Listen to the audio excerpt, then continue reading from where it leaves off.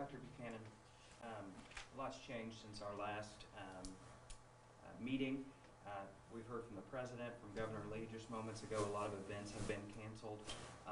There's a sense that elected leaders are preparing for more cases of coronavirus. Could you say whether we are expecting a wave here in the Knox County, and whether our hospitals are prepared for a number of cases? So that's a couple of questions, actually, great questions. First of all, do we expect more cases in Knox County? Yes, we expect, or more. We don't have any. Do we expect cases in Knox County? Yes, we expect cases in Knox County. And yes, our hospitals all have a plan. They're all prepared for any possible increase in patients. But we continue to work with them and other partners to get information out for what people should be doing now. I think something that's really important that I'm not sure everybody's thinking about or talking about is that the things we can do now will reduce risk later.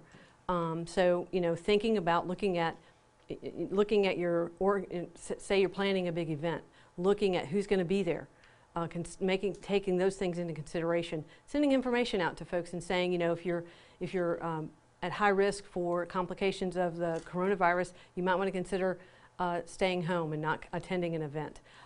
Making sure there's hand sanitizer available, those kind of things help reduce the risk, help to reduce the spread of disease within our community.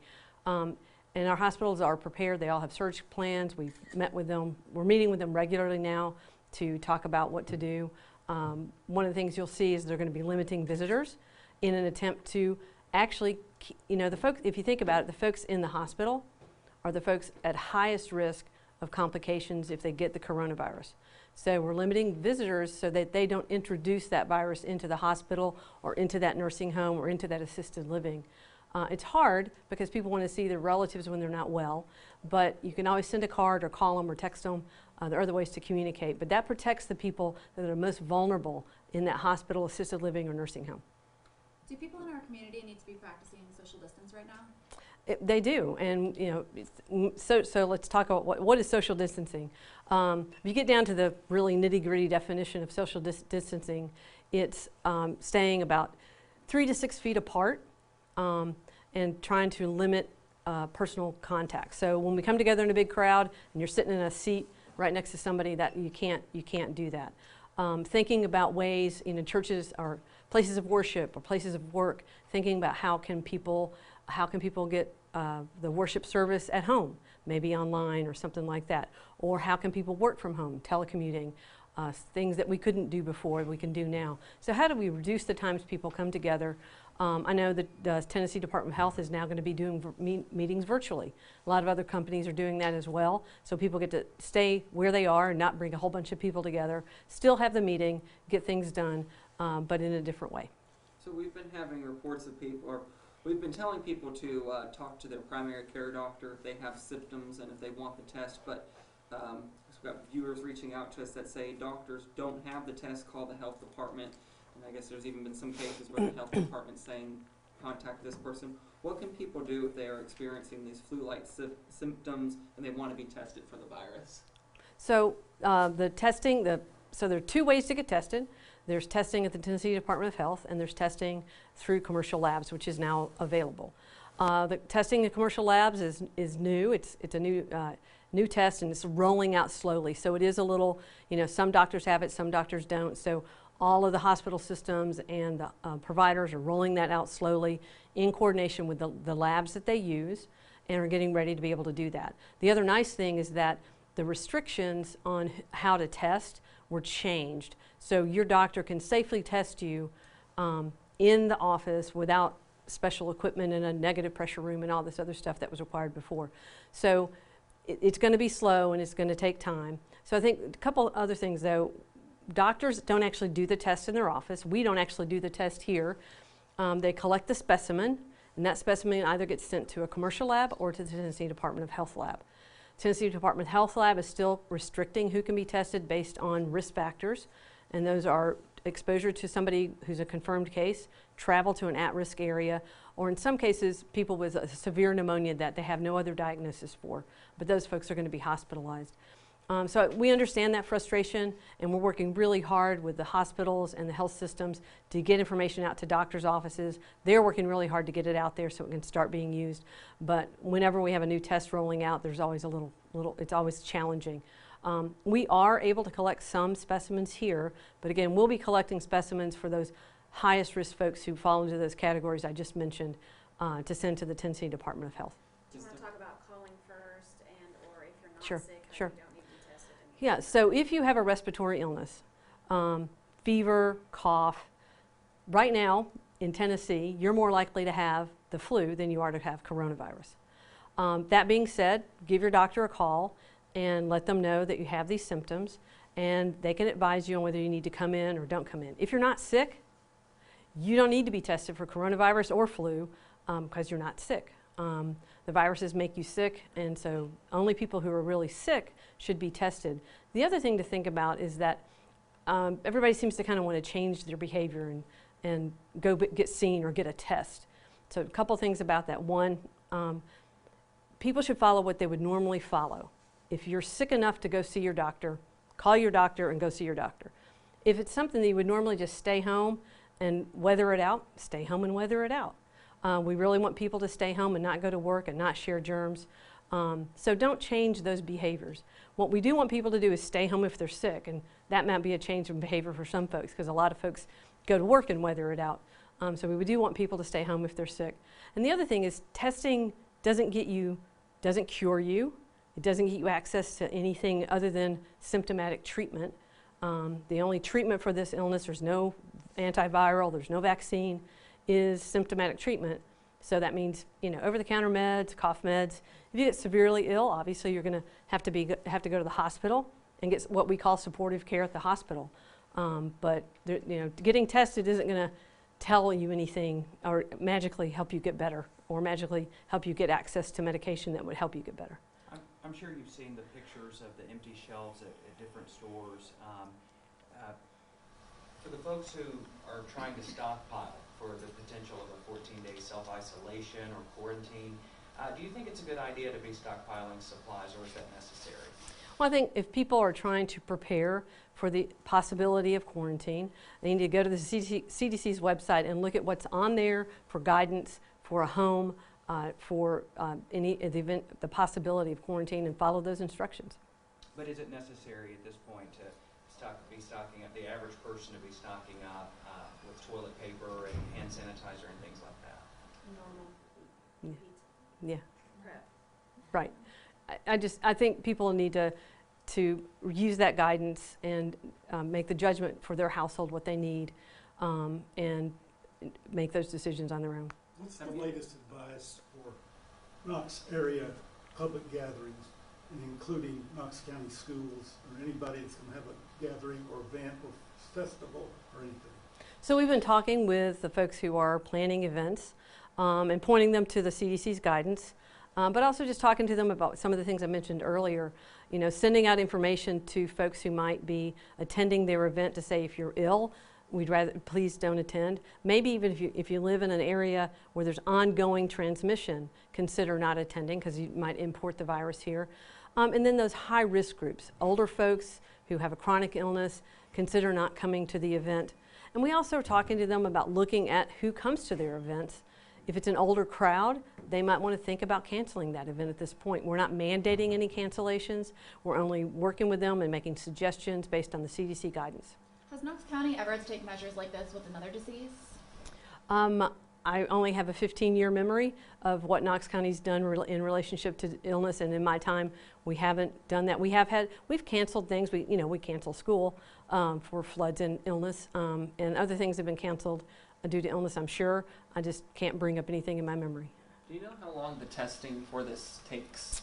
So the testing varies. It kind of depends on who's doing it. If the test goes to the Tennessee Department of Health, it's 24 to 48 hours. If it goes to a commercial lab, I'm not exactly sure. I've heard different numbers, so I'm not exactly sure what that is. The reason I know Tennessee Department of Health is because we're sending samples there. The doctors would need to contact their lab to see how long it's going to take. And where is that facility located at? Is it Knoxville or Nashville? Which facility? The, Sorry. Oh, wait, you said State you Public said- Health Lab? Yes. Okay, so there are 2 state public health labs. The one that's running the test is in Nashville. Okay. Have you heard confirmed quarantine cases at area hospitals at this time? We don't have any cases in Knox County, so No, sorry. cases where patients are being quarantined. If people are diagnosed, they're going to be quarantined. So I'm- you might talk about I'm- the difference between isolation and quarantine. Sure. Oh, sorry, quarantine, yeah, my bad. If people are diagnosed, they're going to be isolated. So quarantine is when we are watching somebody who's been exposed to see if they're going to get ill. And there are folks who have been quarantined across the country who maybe came from an area of wide transmission here, and we're following the guidelines of the CDC on how to manage those folks. So quarantine is watching and waiting to see if somebody gets sick. Isolation happens when you're sick and we don't want you to pass that illness to other people. We ask you to stay home and isolate, and even limit your contact with your family members to reduce the risk that they get sick. You said quarantine was watching and waiting. Do you know if that is happening at any of our hospitals in Knox County? Somebody who's in quarantine wouldn't need to be in a hospital because they're not sick. Oh, I see. But that's something that would be done at home and reporting And back to it's you. something we do all the time. We quarantine people who are suspects for tuberculosis on a regular basis. We ask people to stay home to limit exposure to other folks. So there are levels of quarantine depending on what your risk is. So if you're coming from China, quarantine is different than if you're coming from other areas of the world, and what your exposure is. So I don't want to try to remember all those details, but there are different levels of quarantine. Some are quarantine where we talk to them every day. Some are quarantine where they're just measuring their temperature and letting us know. Some are just self-quarantine and letting us know if they get sick. What's your communication with Knox County schools? We talk to the schools on a regular basis. They're a really, as you can imagine, a really important partner for us, and helping guide decisions and making decisions together that makes sense to protect the health of our community and the health of the students. We're getting a lot of questions about whether there's a vaccine or treatment for this yet. What can you share to the public on that regard? Well, there's no vaccine or treatment yet. I know that lots of really smart people in labs all over the world are working really hard to develop either or both of those. It takes time to develop all of those things. A vaccine takes, like a year to develop because of all the steps that have to happen. A medication that could treat it might take less time, but again, it has to go through some approval process. There's shortened approval processes for that, but right now, people are working really hard to find something that might work. Doctors at Johns Hopkins are predicting this is going to impact 70% of the U.S. and it might kill 10 times as many people as the flu. Do you have any evidence to support that? What we have is the evidence from China, and when we look at what's coming out of China is that they did have a large outbreak. I don't know what percentage of the population it impacted, but we do know that 80% of those folks approximately had mild disease. About 20% of those folks had disease that required hospitalization, and right now their mortality rate is right around 2%. It will probably look different in the United States just because we have a different population with different risk factors. So we're not sure what that'll look like, but I'm sure that's all based on modeling, based on information from China and what's going on in other countries. A physician with the National Institute of Health yesterday told Congress it was 10 times more lethal than influenza. Does that mean because we have more of a vulnerable population in East Tennessee, or in the United States? Well, I think when we look at lethality of any virus, it varies from virus to virus depending on the population, depending on levels of immunity. What we have to remember, this is a totally new virus that we've never seen in humans before. Coronaviruses aren't new, but this coronavirus is new. And so more of us will get sick from it than a virus that we've seen before because our immune systems are very efficient. They have really long memories, and they can remember, oh, that looks like something we saw before, and they can fight it. We don't have that ability with this. So, yeah, so more people will get sick. Right now, they're estimating one person will make 2 or 3 more people sick because we just don't have we don't have what's called herd immunity, some protection from it. So I think we'll have to wait and see what those numbers play out to be. I heard the average age of death, a statistic a few days ago, I know that could change day by day, was 81 years old. What can you tell us about the average age of death, or what you know about that? Well, what we know from China, because that's where most of the cases are and that's where a lot of the research has come out of, is that older people, 60 and up, who have other medical issues are the ones most likely to succumb to this illness. What about restaurants? Are those kind of safe to eat in? What is your kind of guidance in that regard?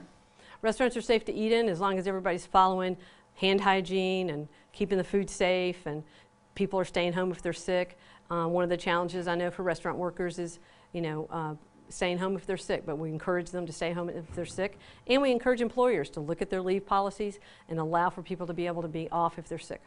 And we've seen a lot of other cities kind of take more drastic measures, shutting down schools, shutting down, keeping like 1 mile radius. What would it take for that to happen here? Who makes those decisions? Well, those decisions are complicated and they're made with a lot of other people. The political leadership, public health, the schools, lots of other folks would be involved in those decisions. But as we look at our community here, right now we have no cases in Knox County.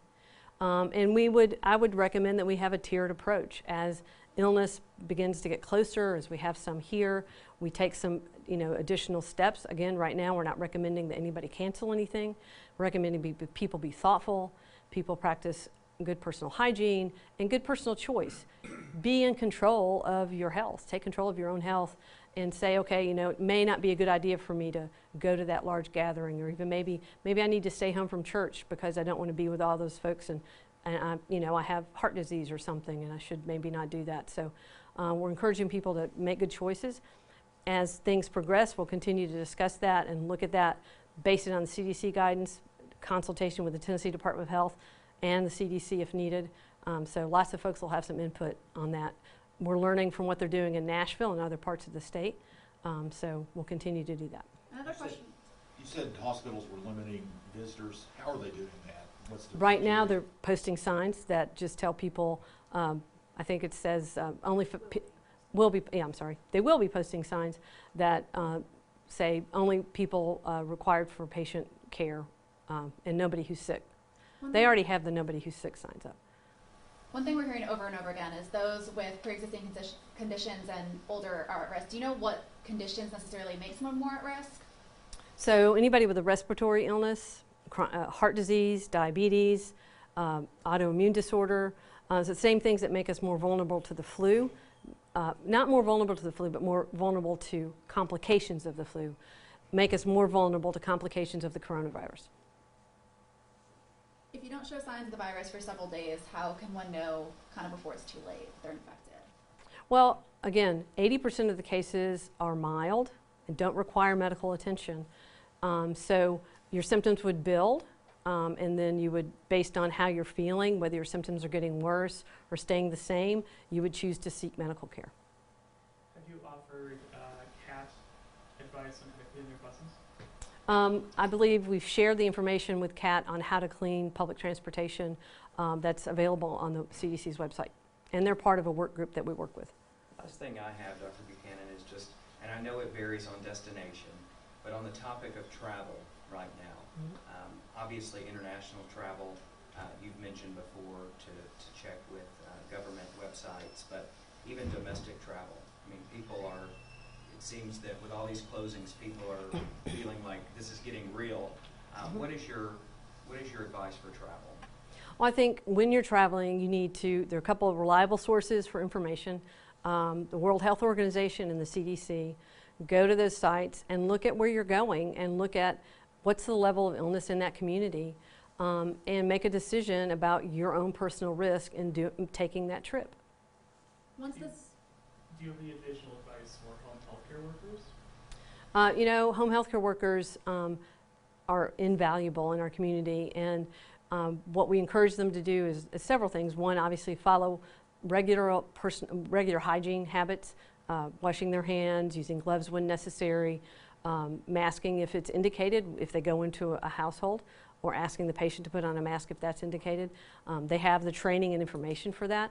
But the other thing is, I would say during this time, for all healthcare workers, take good care of yourselves and get rest and drink lots of liquids and eat well so that you are less likely to become ill. Do you think social media has kind of played a large part in the, I don't want to necessarily use the word hype or overexposed, but you know, people kind of getting false information. Do you think that's what's kind of perpetuating some of this? Social media is a blessing and a curse. Social media is a great tool to get information out. We use it all the time. It's a great tool to get reliable information out, but it's also a great tool to be used to get less reliable information out there very quickly. And unfortunately, the reliable information usually isn't as interesting and exciting as the unreliable information, so it tends not to get shared as often. So what we would ask is everybody follow us on Twitter and retweet our tweets, because that's the reliable information. Retweet the CDC's tweets. The Tennessee Department of Health also tweets, so get that out there. That's the reliable information your neighbors and our community needs. Do you have any information hygiene guidelines for social media? Information, webidemic. No, information hygiene, like spotting bad information. Okay, The okay, sorry. I'm sorry, didn't understand your question at first. Sorry. I was like, yes, actually, we do have some information hygiene guidelines. Is Webidemics, I have to ask. Still on our homepage. Still, so on our homepage, we have a link to a project we did called Webidemic, and it really helps people identify those sources of information that might not be giving the most reliable information. You know, if somebody stands to benefit from the information they're sharing to you, like they have something to sell you to fix what they just told you, you might want to look twice at that. And there are many other things to look at. Sensationalizing, using really big adjectives and sensationalizing things. So double check your sources, that's first of all. Go to reliable sources, NIH, CDC, World Health Organization, Knox County Health Department.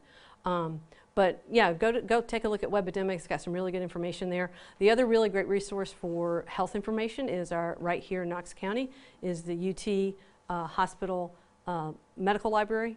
It's open to anybody. You don't have to be a patient or you don't have to be a doctor to get information from them. And they're really user-friendly and nice to help people find out factual information about whatever they want to know.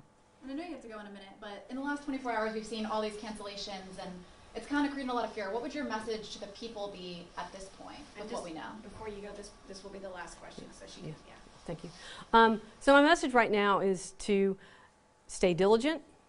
We do need to treat this virus with due respect and be aware that it's there, it's out there. We will have a case in our community, but follow those basic guidelines that we're putting out there. Staying home if you're sick, washing your hands, avoid touching your face and nose, which is really hard to do, and avoid sick people. And if you fall into a category that's high risk for complications, think twice about going out to large groups. Thank you.